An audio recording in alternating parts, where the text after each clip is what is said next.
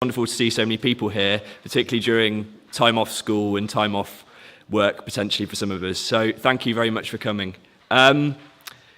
We face a very difficult time, really, in local communities, because so much of what we'd previously seen for youth in Bristol, provided by the council, has, fallen into difficulty. We have unprecedented cuts on our local government our local government budgets, and we struggle to see a future sometimes. But there are really good signs in Bristol that not only in the Somali community, but wider than that, that youth provision is increasing in its breadth and in the amount of health and well-being sort of aims that we really want to get out of youth provision.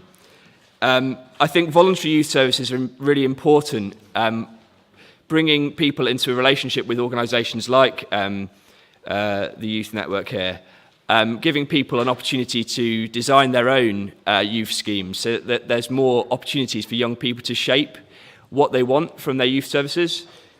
And there's been some encouragement as well from the centre. The Mayor's had a skills commission which has been looking at what we can do to bring young people into closer ties with employers, with colleges, with universities, so that they have more opportunity to get involved.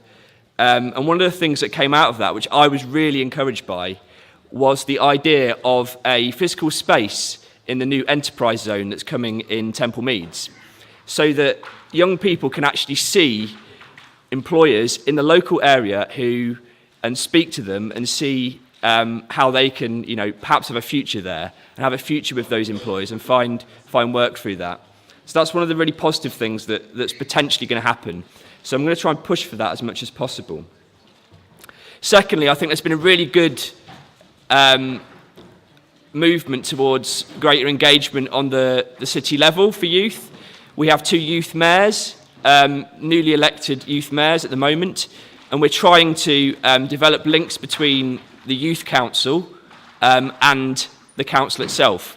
And what would be really good is if we could get closer ties with the Youth Network here, so that people can see that the Somali community is getting more and more involved in that level of discussion. The Youth Council has a lot of say on provision in the city, and they've been really instrumental in something called Young Assessors, where young people themselves can go around and assess what the services have been provided in Bristol and how they're performing and how they're doing, and whether they're flexible enough to meet people's needs and give people a good time as well as something constructive in their community. Finally, I just wanted to say that I see youth as part of a whole realm of things to do with health and well-being. I think that we've really started to look at that in Bristol. We want to look at how youth services contribute to the health and well-being of communities. And I just want to say that councillors, myself, Hibak, and any other councillor that you may be aware of, are here to help. If you have something that you want to do in your community, if you have a youth project, a project that you just want to start with friends, we're here to help. If you need to apply for funds, apply for grants, we can help. So please don't think we're far off. You can always approach us and ask us if you need help with something. I'll leave it there. Thank you very much for listening, and thank you for the invite.